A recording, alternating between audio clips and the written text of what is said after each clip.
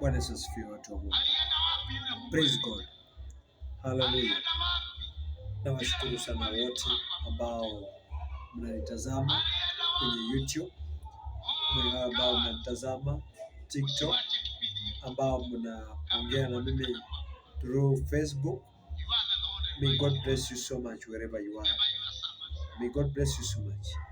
Niko na mambo machache hapa na kuja kuambia ya kwamba Bwana wetu anaweza na anatawala. Bwana Yesu asifiwe, watu wa Mungu. Nawashukuru sana wote ambao tumekuwa nanyi katika ibada ya siku ya leo.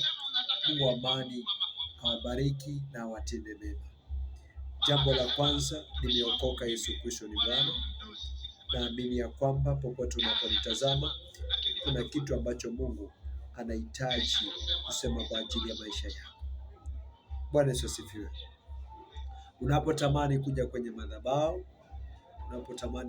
madhabahu yetu, iko hapa Nairobi, Mukuru kwa Jenga, Embakasi South, hapa karibu na Mwindi Mosi Supermarket. Mukuru kwa Jenga, Mwindi Mosi Supermarket.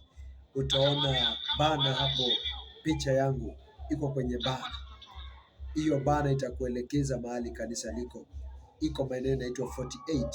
So unapokuja pale, na wakaribisha sana kwa upendo wa Yesu Kristo.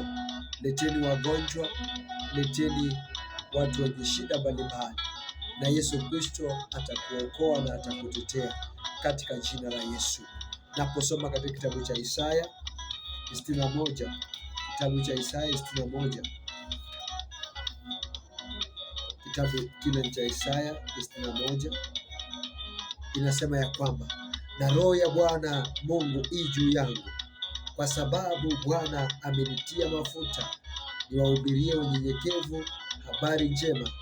Amenituma ili kuwaganga waliovunjika moyo, kuwatangazia mateka uhuru wao, na hao waliofungwa habari ya kufunguliwa kwao.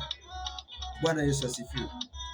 Bwana amenituma kwa ajili yako wewe uliyefungwa, wewe uliyevunjika moyo. Bwana amenituma kwa ajili ya kuweka uzima ndani yako, kwa ajili ya kuweka uhai wa Mungu ndani yako, kwa ajili ya kukupa uzima, kwa maana maandiko yanasema kwamba na Roho ya Bwana i juu yako.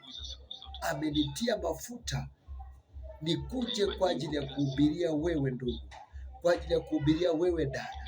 So iwapo unanisikiliza masaa haya, karibu kanisani siku ya Sunday. Itakuwa na ibada ya Prophetic Healing and Deliverance Service. Leo hii wale ambao umenitazama Sunday hii, imekuwa leo na watu wengi kwenye ibada.